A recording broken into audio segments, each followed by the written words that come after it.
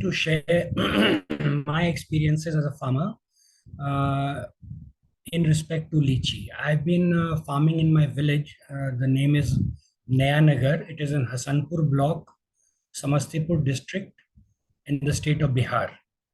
And I've been farming for the last 34 years.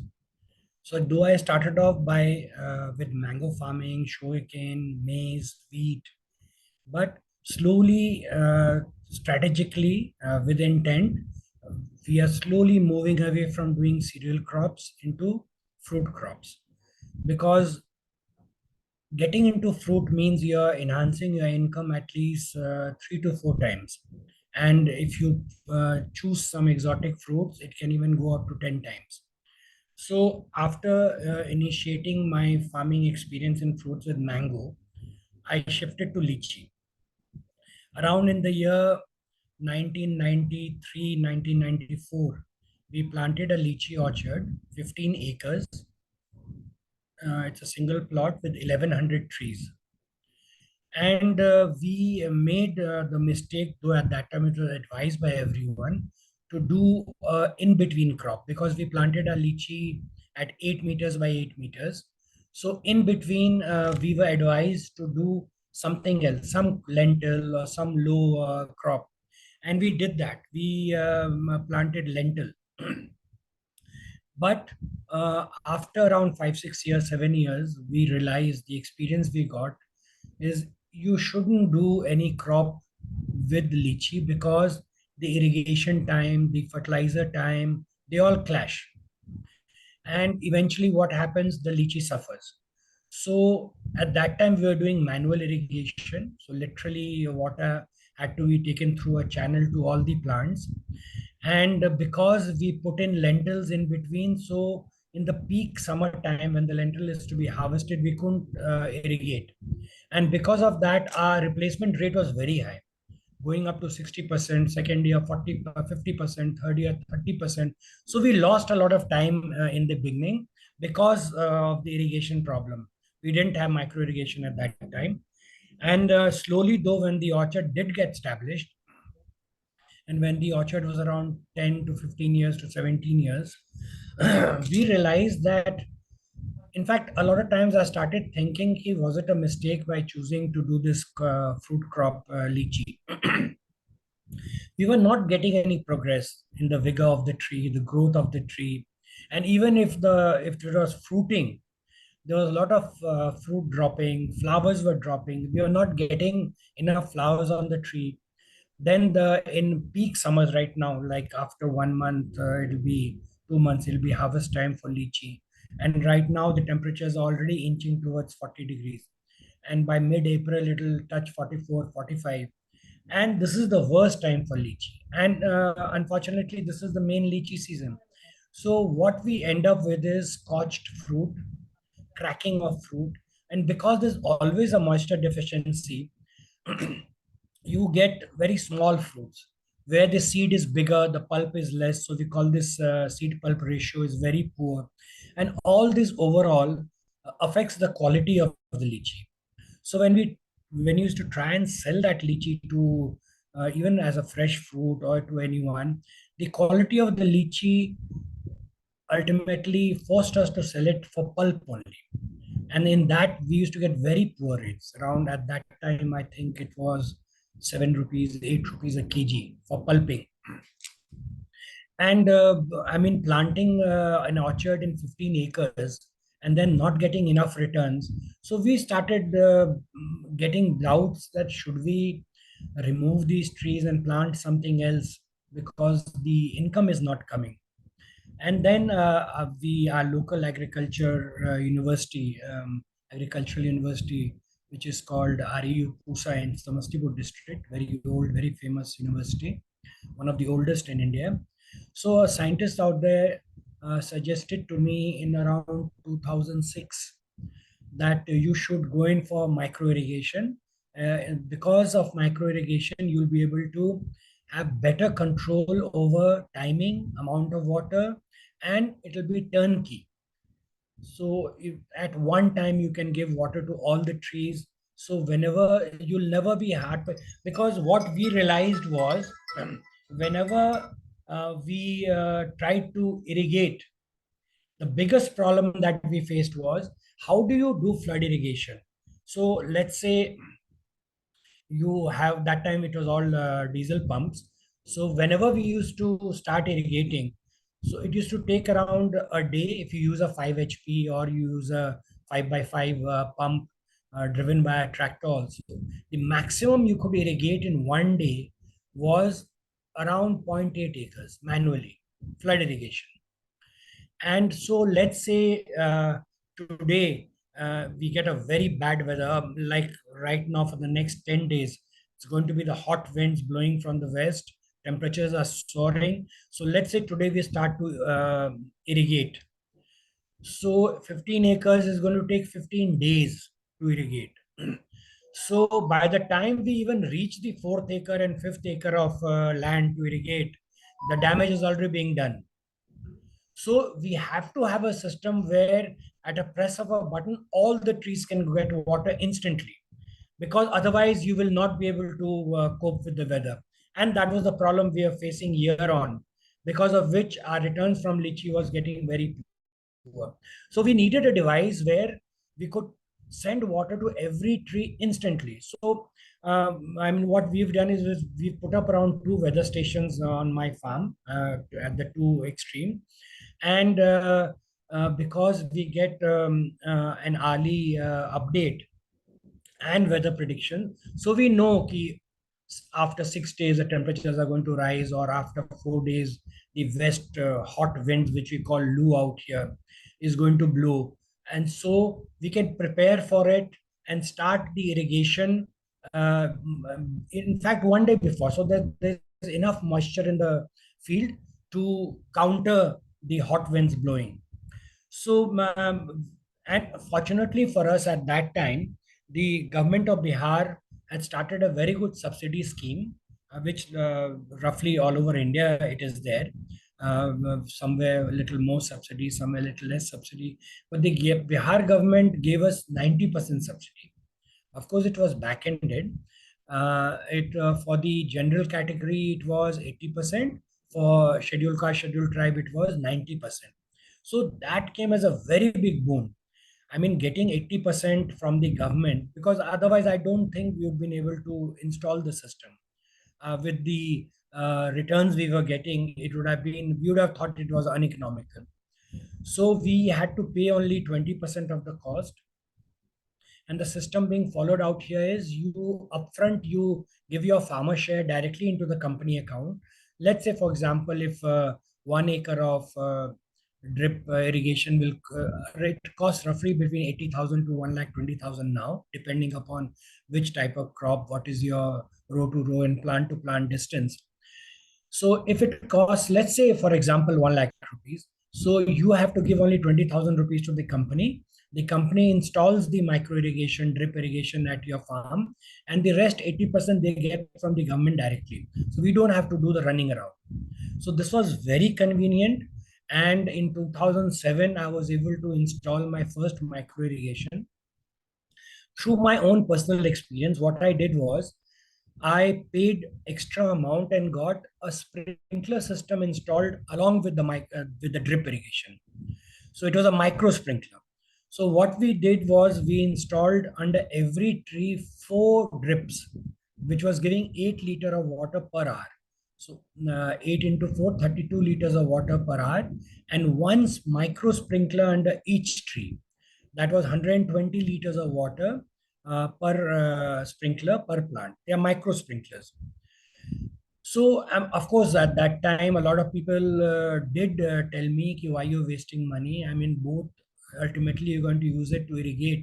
So you already have a drip irrigation. Why do you want to put an added sprinkler system? But I had a gut feeling that even if I use micro irrigation as in the drip form, I will not be able to build up the humidity and the and fight the hot west winds, which suddenly attacks a orchard just with a drip irrigation.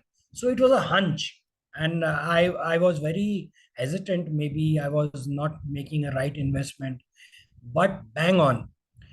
So what happens is right now in my field right now, I wish I could have shown you that uh, the winds are very hot winds are blowing from the west, and this is a whole movement that will go on for the next 6 7 days. So as soon as these powerful hot winds blow, we switch on the sprinkler. So one micro sprinkler under each tree. So in 15 acres, we have around 1100 trees. So 1100 micro sprinklers. So they are at 3 feet height from the floor, from the field, and it has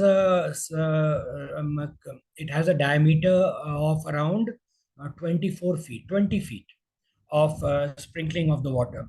So what happens is when all these sprinklers start, it has a very cooling effect in the orchard. So basically, what we are doing is we are using the micro sprinkler not as an irrigation tool. We are using it as a micro climate management tool. And it was so successful, it is so successful that it can reduce the temperature by 3 to 4 degrees.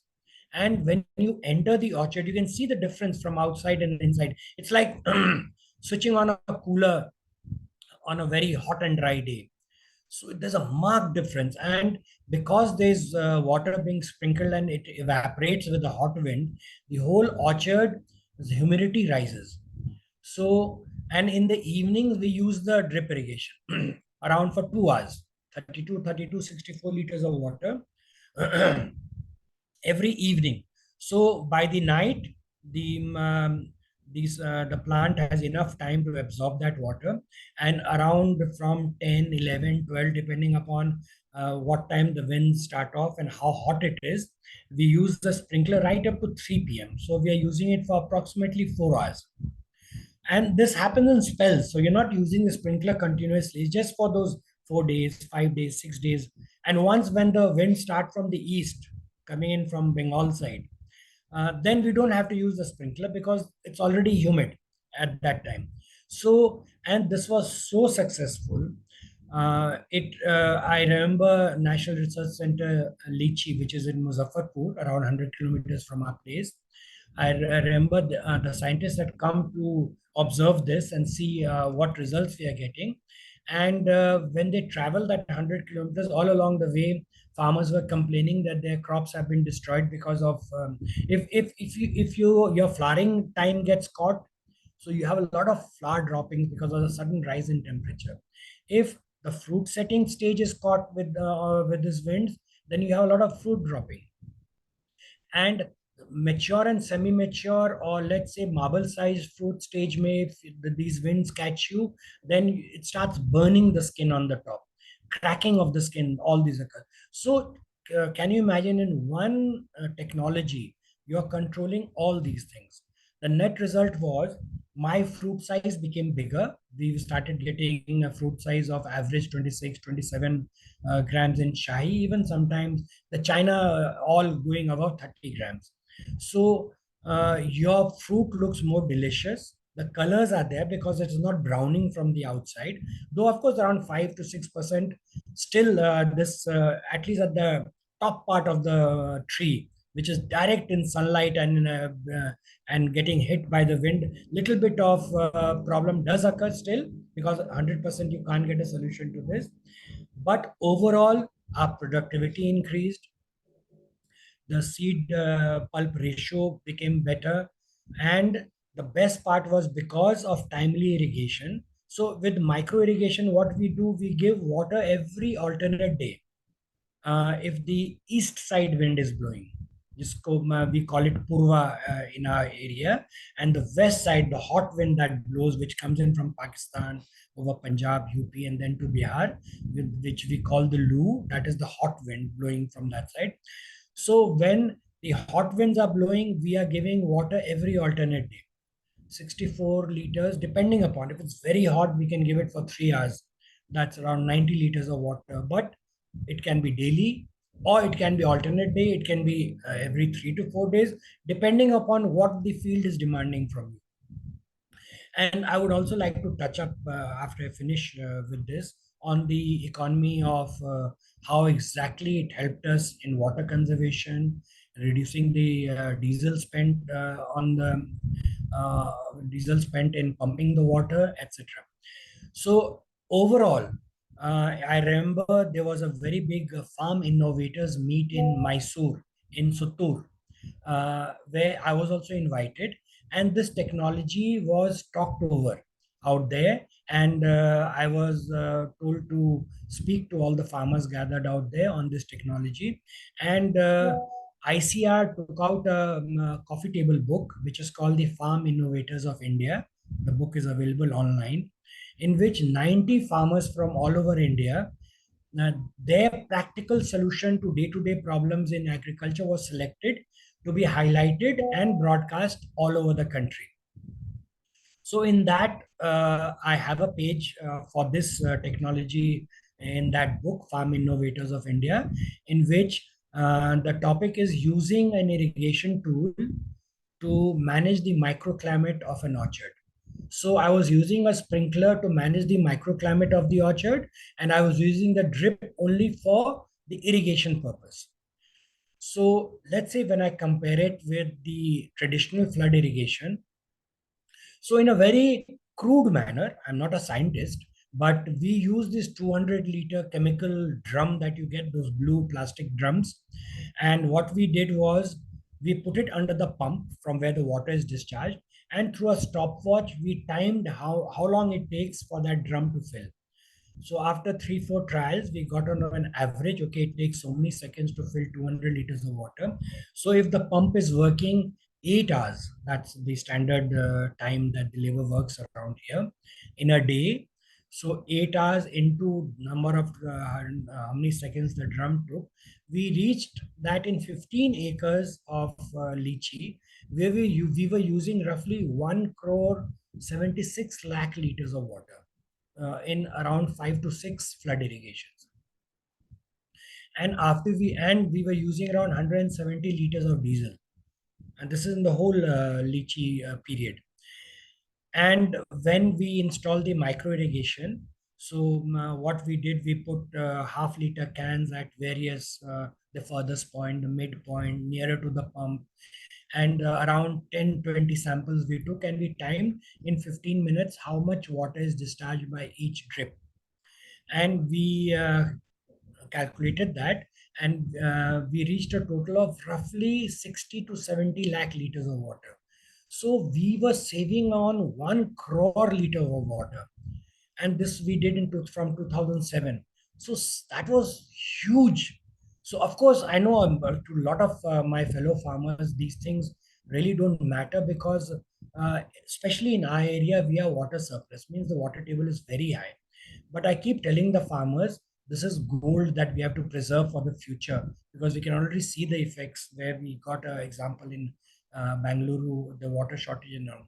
And I keep telling my fellow farmers, you have to adopt these technologies, so that if we are rich in water, we have to maintain that richness and conserve that water. Though people are now, in the last 2, 3 years, the micro irrigation is picking up in Bihar. I'm not talking about Maharashtra and Andhra and Gujarat, where farmers are very conscious and they're using it already. And so we reduce the diesel cost also. If we are using around 160 liters of diesel, under micro irrigation we are using just 25 to 30 liters of water. I mean, the contrast is mind boggling. So we were reducing our carbon footprint, we were conserving water, we were increasing productivity, and we were increasing profit. So whenever I tell this to farmers, I emphasize on the profit part. And conservation of water, reducing carbon footprint, and pollution and climate resilient agriculture, that is all incidental. It all comes with it. But the farmer is only seeing whether he can get a profit or not. So if right technology is given to the farmer at the right time, it has so many other ramifications, which we have experienced on my farm. So I just wanted to bring this up to you. I mean, again, I want to tell you, I'm not a scientist, so I can't give you specifics to millimeters, ml of water, but the way we used to measure, and in that measurement we got this huge contrast. So right from 2007 to now, the same sprinkler system that was installed, the drip system that is, it is still there. We keep repairing it, all the damage, and it is the guy who looks after my drip irrigation, he hasn't even been to school. It is so easy to maintain. It has never got clogged till now. My underground lines have not got clogged with anything. We keep There's a method you have to adopt in how you systematically when you finish the season you do the flushing, when you start the season how you do the flushing. And that a lot of people I I hear tell me, how can you maintain it? Animals will chew up the pipe, someone will cut the pipe. But these are all, keep telling my fellow farmers, these are all excuses that you're giving to yourself to not to adapt and adopt a new technology. And now what we have done is we are now looking into automation for the same work, so that you can through your laptop or mobile, you can put in a schedule, days, minutes, how much you want to irrigate. I've already done that in another section of my orchard where I'm doing banana and custard apple and other fruits like dragon fruit or um, mosami or various other mango and things like that. So there it is completely automated. So you literally just have to punch in the number of minutes, how much fertilizer you just soluble fertilizer you mixed into concentrated concentration tanks, and then you just fix the time. You can even fix the Monday, Wednesday, Thursday, or morning 9 a.m. to 10 a.m. or 20 minutes, 22 minutes, and you can just switch on and sit back. So that is and it has helped us so much. I remember during COVID, this automated system, not that it was done for COVID, but when complete lockdown was there, and this whole system I've got done in 35 acre of land. So I used to go alone to my orchard, mix around 10 kg of this soluble fertilizer in batches in the tanks, by myself. We have automatic mixing system, agitation agitator system, they're all automatic. And then you just put in the program of, the whole orchard is divided into around 21 sections. So section wise we can feed in, and sequentially it will do all the irrigation and fertigation and stop after finishing the sequence. So even if the electricity goes in between, it will start where it had stopped when the electricity got मतलब जब नहीं बिजली थी तब. So the whole system is so good. And even now new things are coming in. So the next plot that we are planting banana in, we are getting in all the latest equipments. And believe me, it has really helped me in controlling my input cost. It is easy if a plant can get water at the right time, at the right amount, with the right mix of fertilizer. And if you can do it every 4 days and 5 days, which manually is impossible, then I think that that is the level that we all farmers should strive. And again, let me tell you, these systems are not expensive, and over and above, the government is chipping in. You can have all levels of this technology. It can be manual, it can be semi-automatic, it can be completely automatic. It all depends on at what level you want to enter into this system. And I would like to conclude, because I think I've into 25 minutes already. Initially, when we were trying to market the lychee without micro irrigation and drip, we were not very satisfied with getting a profit around 20, 25, 30,000, 40,000 in an acre. But after installing drip, the record I have sold my lychee for in 1 year of those 15 acres of land was 32 lakh rupees on an average. Let's say, because this part is China variety and part is Shahi variety, and China is alternate bearing, and Shahi 1 year it profuse, it flowers and fruiting is profuse. Another year it is slightly subdued. So overall, the average we are hitting is around 20 lakh, 21 lakh, 22 lakh in 15 acres of land.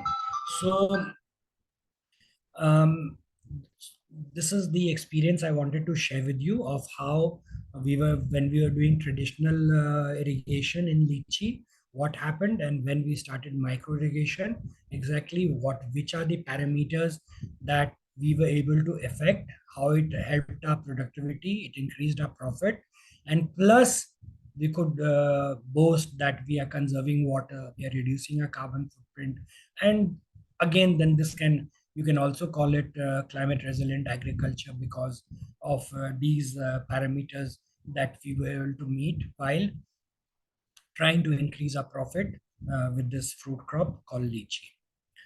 Um, so I would like to end with that.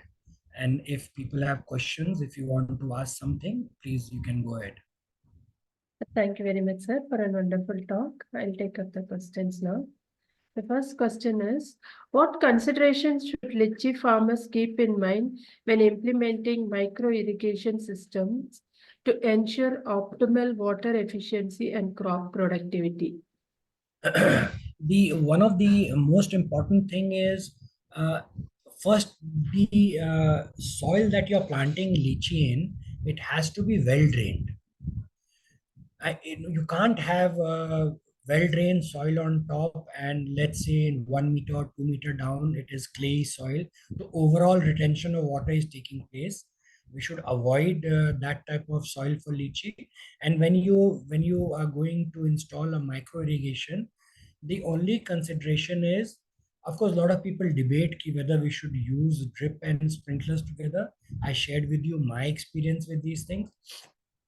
The company should be good. A lot of fly-by-night operators have come in because since the subsidy system has come in. So you should restrict yourself to good companies with established reputation, because in, let's say, in one 2-inch pipe that you have to put underground, uh, there are four qualities. Qualities also in weight, the thickness of the pipe, and how much pressure it can take. So it is very important that you sit down with the technical people and decide what is in future you want. So how much irrigation, how many sprinklers, what pressure you want, how far is the tree from the source. All these put together decides on the diameter of the pipe, the quality of the pipe, the type of submersible you should be having, the type of pump you need. All these are very important. It is, all of it has to be decided in advance. It can't be done in piecemeal. I've installed a bore well, then you go to install a drip, and then you realize, okay, for this vast area the pump is not sufficient. Or you've installed the drip, and then you install the bore well, and then suddenly you realize, oh, the pipe is too narrow. uh, we are not getting enough pressure at the furthest end. So this planning is very important, and usually these good companies, they give you a CAD/CAM diagram where the flow rate, diameter of the pipe, it is automatically calculated by the softwares that they have developed, which is very, because in, see, 2007 I installed my micro irrigation.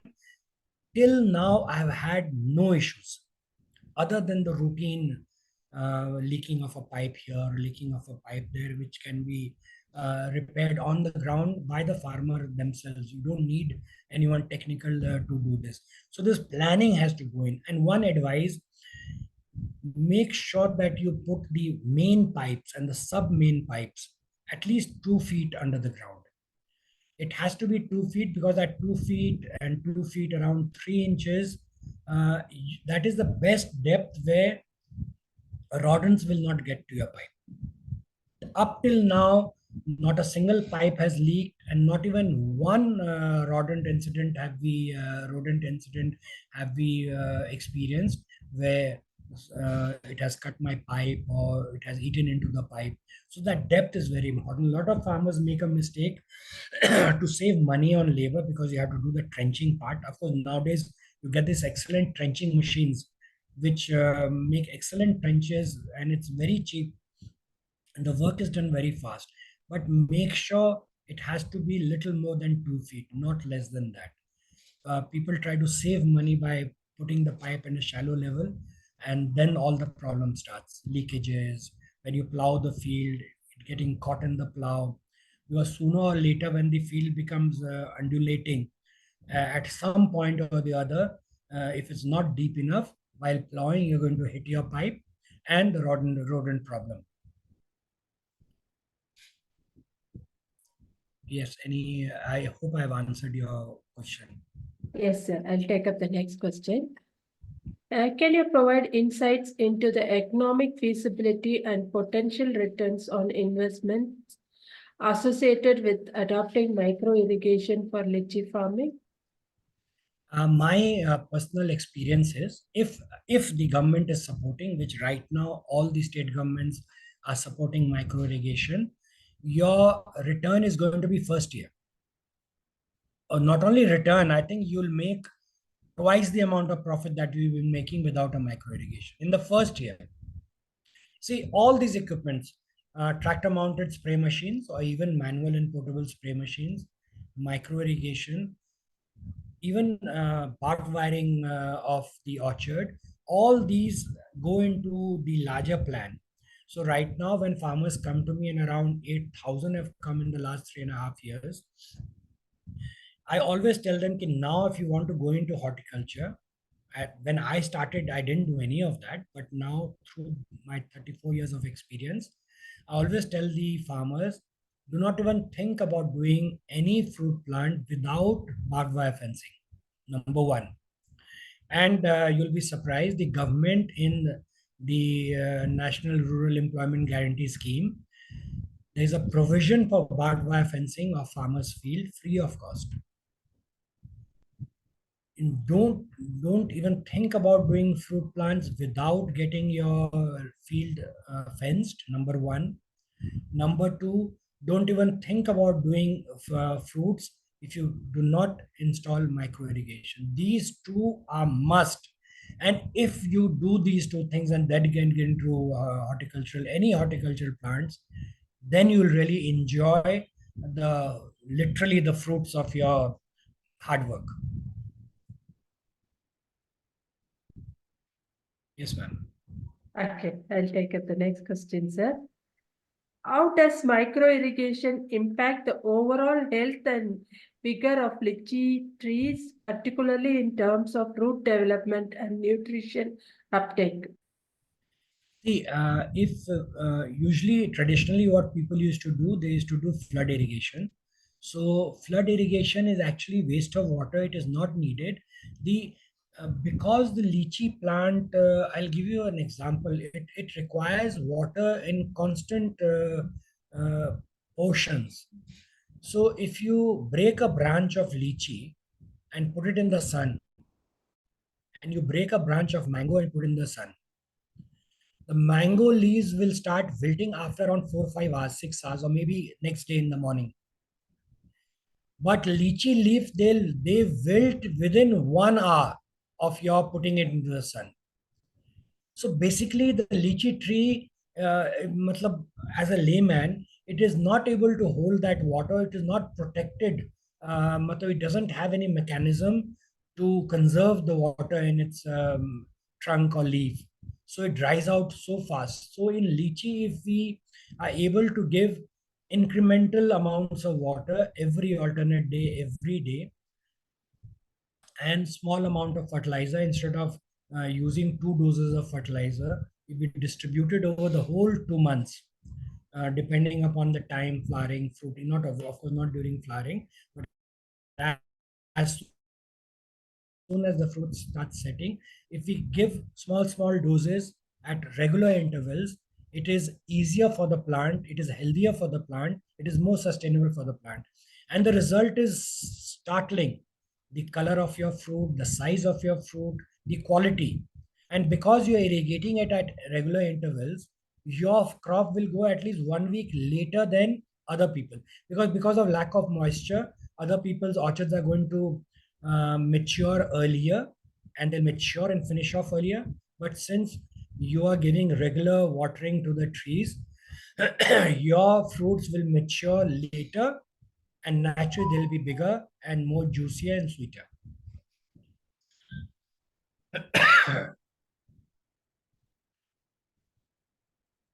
I'll Yes, move ma'am. on to the next question, sir.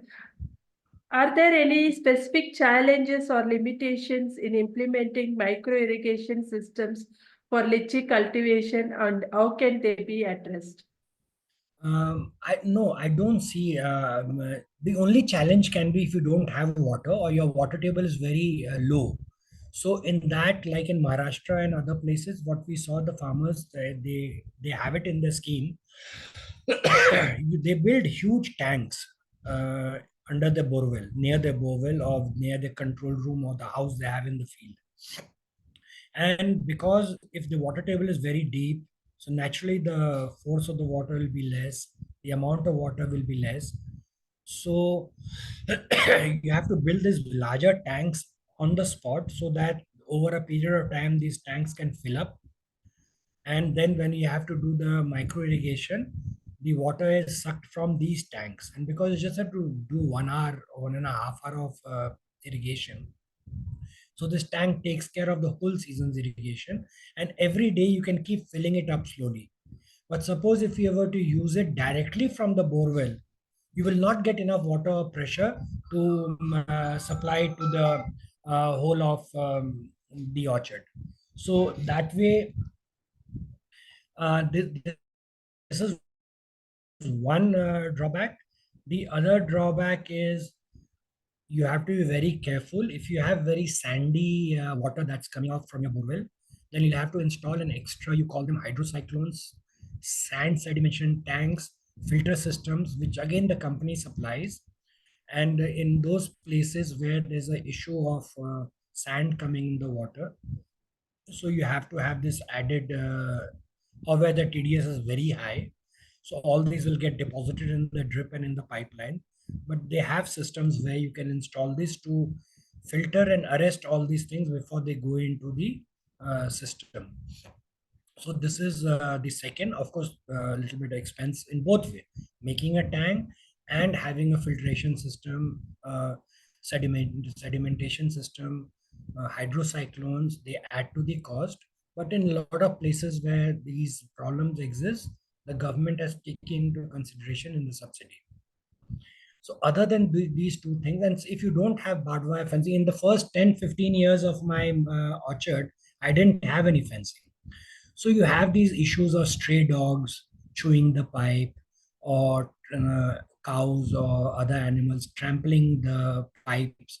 So these issues occur. That's why I told you now I keep advising farmers that first fencing has to be done, and then you install micro irrigation, and then you plant your fruit trees. Okay.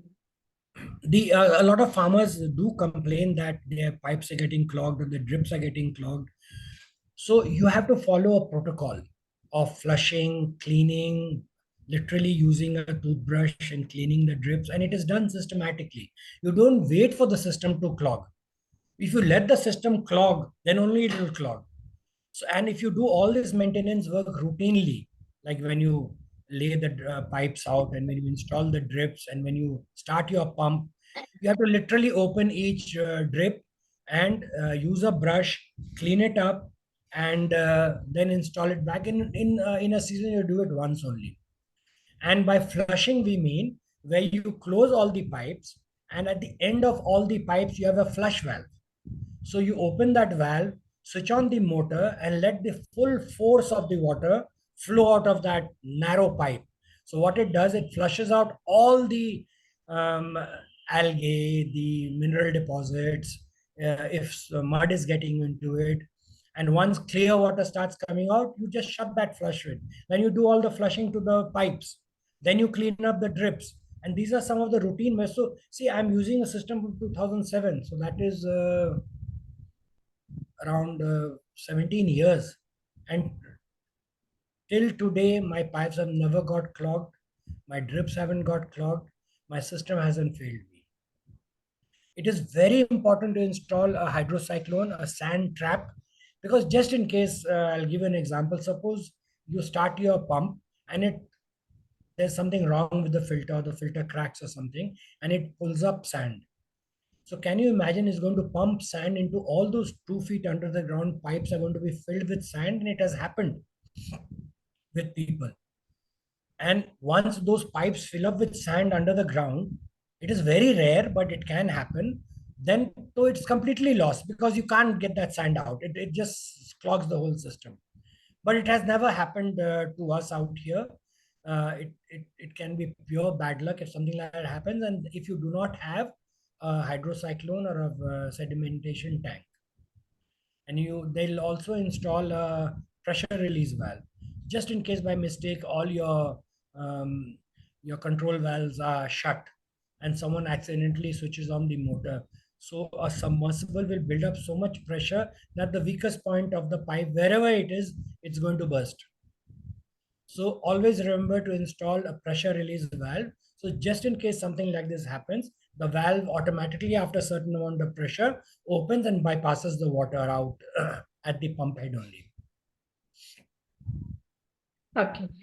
Could you share success stories or case studies highlighting the positive outcomes achieved by litchi farmers who have adopted micro irrigation practices? So in fact, right in my village only, there are 3 4 farmers, 1 acre, half acre, 1.5 acre. So yeah, farmers, one of the biggest problems I have seen is farmers are very reluctant to adopt new technology.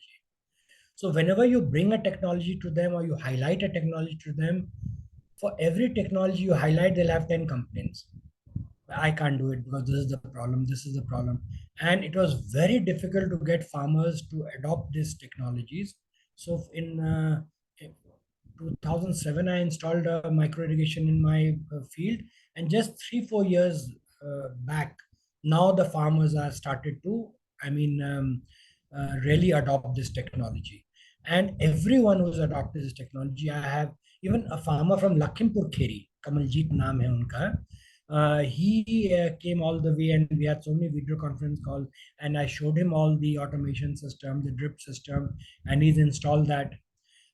There's a place called Motipur, which is near Muzaffarpur in Bihar. There's a farmer out there. He came and saw. In fact, he sent his whole team of people that used to work with him on my farm, and they stayed the whole day to see how we were operating, how we were cleaning, how we were doing. So slowly, first the bigger farmers, then the medium farmers, and now the small farmers. In my village, I have a farmer who's done it in half an acre. There's a farmer who's done it in 1.5 acre, and after fencing and using micro irrigation, the best part is they are growing at least 6 crops at one time. So on the fence, they have put vegetable, creepers. They have planted banana. In between banana, one farmer has planted lychee. Plus, by the time these are growing up, you can do this on a small farm. When I told you that usually I don't prefer to do other intercropping in my way, you can't do it on a large scale. But on half acre, 1 acre land, it is easy to maintain it. So last I had gone to his field, he had lychee, banana. He had done a little bit potato in between. On all the fences, he had all the creepers, vegetables, and on the border, he's planted mahogany. And all this he could do was because he had fenced it and he had micro irrigation. So and these farmers came and tell me that their income has doubled. Some farmers say it has tripled, and some farmers say that they would have never thought of doing fruit trees. Because see, what do you do in let's say when you go to the village and you go to the fields, maybe there are 500 acres of land of hundreds of farmers, and everyone is doing wheat or everyone is doing maize, and in between you try and put up a fruit tree, all the Nil guys and other animals, they'll come and destroy yours because that will be the most unique thing in that whole field. But once you get it fenced, then you'll get the confidence to do any crop you want in it. And this is the best part. So because you're doing multiple crops, you're getting vegetable also from it, you're getting fruit also from it, you've planted wood trees also. So these are the options that open, and these options bring in more income, and it gives you the confidence to try more exotic fruits, because now you're confident that if you invest 10 rupees, you're going to get back 40 rupees. So if I and I there's a place called Bad in Bihar only. a farmer out there is doing banana, and now after doing banana, and because he had fenced it, he's doing watermelon, he's doing muskmelon after finishing off with banana. So it just opens the vistas. It opens your mind to try different things that maybe you would have never thought of doing in your field. And that's where the profit comes in, because you're doing something different from the other farmers. Okay. How does micro irrigation align with sustainable farming principles in the context of lychee production, considering factors such as resource efficiency and environmental impact? That's why, I mean, that's the example I gave you. That it you if you use micro irrigation, you cut down by 2/3 on the use of water. So earlier, even Bihar, when we didn't have enough electricity in the agricultural fields, we were using diesel.